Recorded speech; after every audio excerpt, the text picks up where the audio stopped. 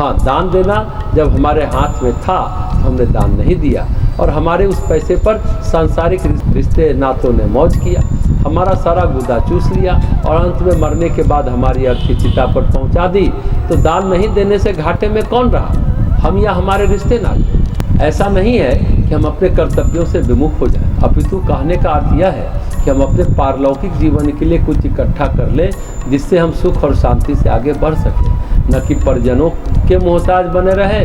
परलोक में भी कि वे दान धर्म करेंगे तो हमारी आत्मा की ऊर्ध्वगति हो। जो जीते जी हमारी भावपूर्वक सेवा नहीं कर रहे हैं वे हमारी मृत्यु के बाद हमारे सूक्ष्म शरीर के लिए करेंगे, यह कौन कह सकता है? ऐसा करने वाले परिजन भी होते हैं, पर वे उंगलियों पर गिने जाने योग्य हैं। इसलिए दान की इतनी महिमा गाई गई है जो हमारा लोक और परलोक दोनों सुधारती है। इसलिए विवेकपूर्ण हमें जीवन जीना चाहिए, मोह और लोभ पूर्वक नहीं। तभी हम मरने के बाद भी अपना भला ठीक उसी तरह कर पाएंगे जिस तरह धूप बारिश से बचने के लिए, एक सुकून भरी जिंदगी बिताने के लिए हम जीते जी अपने और अपने परिवार के लिए अपनी कमाई से एक घर बना कर रहा है। यह हमें मृत्यु के पहले की धूप बारिश से बचाता है और दान हमें मृत्यु के बाद की धूप बारिश से बचाने का सर्वसुलभ रास्ता है। घर हमारे स्थूल शरीर को सुख और शांति देता है तो दान हमारे सूक्ष्म शरीर को तृप्ति और पुष्टि देता है।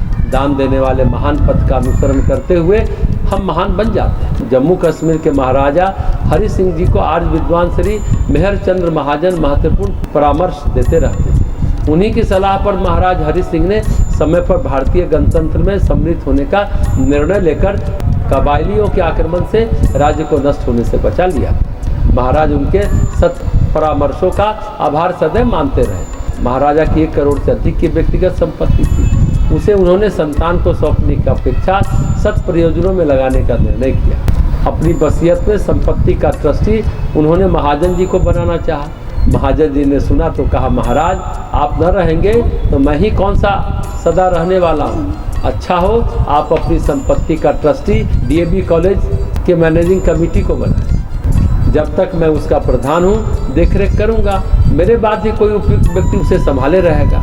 अपनी व्यक्तिगत संपत्ति अपने बेटे या किसी व्यक्ति को न सौंपकर एक आदर्श संस्था को सौंप गए। तो इस तरह दान की महिमा को हम लोगों ने समझा।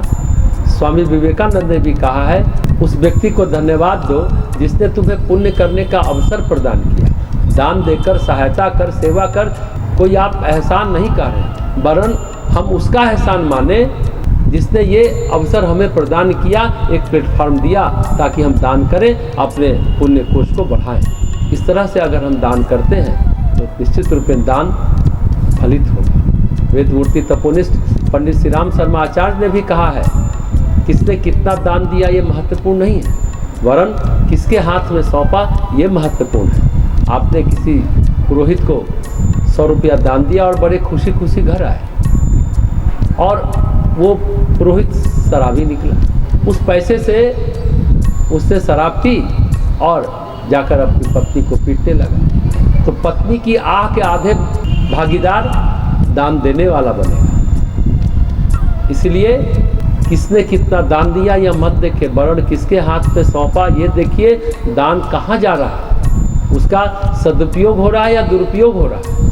अगर दुरुपयोग हो रहा है तो पुण्य की जगह आप पाप इकट्ठा कर रहे हैं, और सदुपयोग हो रहा है तो आप पुण्य में बढ़ोतरी कर रहे हैं। इसलिए दान का प्रकरण बड़ा ही महत्वपूर्ण प्रकरण है।